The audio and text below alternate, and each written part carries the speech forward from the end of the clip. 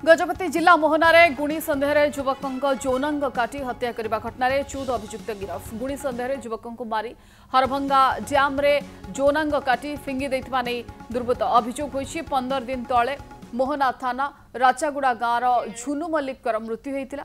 एथिरे गाँवर गोपाल मल्लिक गुणी गारेडी करथिबा संदेह होइतिला। फल गतकाली सुभाष मल्लिक समेत गाँवर किछि युवक हरभंगी डैम निकट को डाकी नै सेठारे हाथ गोड़ बांधी यौनांग काटी हत्या करी डैम रे फिंगी देथिले। पुलिस ए घटना 14 अभियुक्त को गिरफ्त करिछि।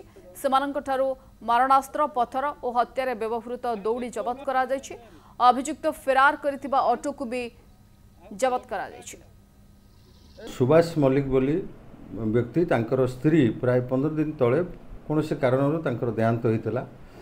से देहांत परे से गाँवर गोपाल मल्लिक को संदेह करथिले जे ये कौन से गुणी गारेडी करछि बोली। से कारण ताकू जेतेबेले से अनुमान कला जे एमाने मते टार्गेट करूछन्ते एवं मोर किछि क्षति करिवे। से ठीक ता परदिन निजर ससुर घर जोटा कि हमर गंजाम जिला बॉर्डर रे बड़गढ़ थाना अधीनस्थ गंडी गाँव में तार ससुर घर सेटिकी से पलैथिला। निजर शला सहित गोटे बाइक रे आसीथिला एवं बाइक रे आसी मालासपदर गाँ पाखे अटकी थिला। सेटाकू गाई गोरु नहीं तार भाउज जाइथिले।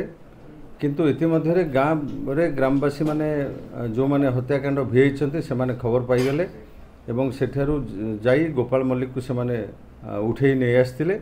नहीं आसी गाँवर कोठ घर में रखी ताकू निर्यातना देइथिले एवं निर्यातना देबा परे ताकू से स्थानरू राति समय जो आमर हरभंगी डैम अच्छी अड़भा थाना एरिया रे सेटाकू ताकू नैथिले एवं सेठी ताकू दौड़ी रे गोड़ हाथ बांधी थिले। ताकू पत्थर द्वारा मुंड कान ए सब जगार आघात देइथिले।